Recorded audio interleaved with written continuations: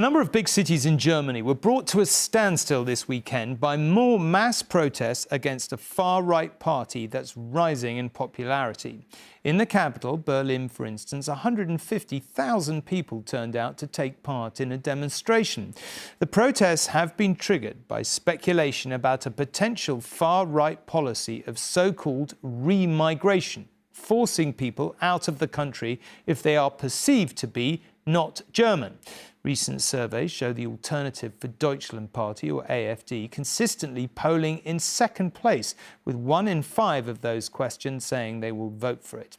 And in 3 states with elections this year, the AfD is topping the polls: Brandenburg, Saxony and Thuringia, all in the east of the country.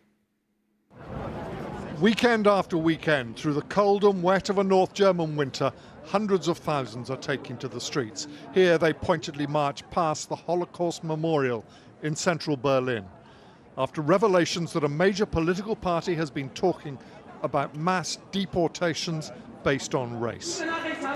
More than 150,000 here outside the Reichstag with one message: Germany will not go back to the dark days. Refugees are welcome here. On stage, Düzen Tekal, a German of Turkish background who was once an advisor to Angela Merkel. According to one account of a secret AfD meeting, even someone in her position could be targeted for deportation. If we not belong to this country or send my parents and me back, that we will never be part of this country because we are not origin German. And this is something which was very shocking for many people. And new. And new.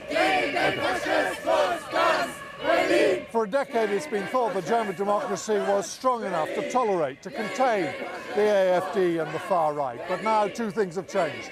1, the revelation of what the AfD may be thinking and planning, and 2, their surge to become the second most popular party in Germany. For many Germans, doing nothing is no longer an option. We have to take it seriously, especially regarding our own history. We know what can happen when right-wing powers become too strong in this country. You now hear people fantasizing about deporting millions of Germans and migrants in Germany to other countries, wherever it is. That, I mean, it resonates directly to history. We've been there already, you know. And you can stop them this time? I hope we have to. A leading figure in the AfD denies his party's planning anything of the sort. And we were accused of, well, being national socialists, you know, the Hitler party, basically, which is complete and utter nonsense. Even Marine Le Pen was dissociating herself from some of your policy positions. She was believing this story without double-checking what really happened. She could have given us a call. She could have asked, what did really go on. A man who spent his career tracking and studying the far right has no doubts. The people in the millions are saying we won't have that again. The National Socialist period, we won't have that again. It's war, it's violence, it's destroying our society. The AfD deny that they're planning anything like this. Do you believe them? Come on. Since the revelations, the popularity of the AfD has taken a hit, but only a small one. And as these protesters know, European elections in June offer the chance for a major breakthrough. Elections the AfD might even win. James Mates, News at 10, Berlin.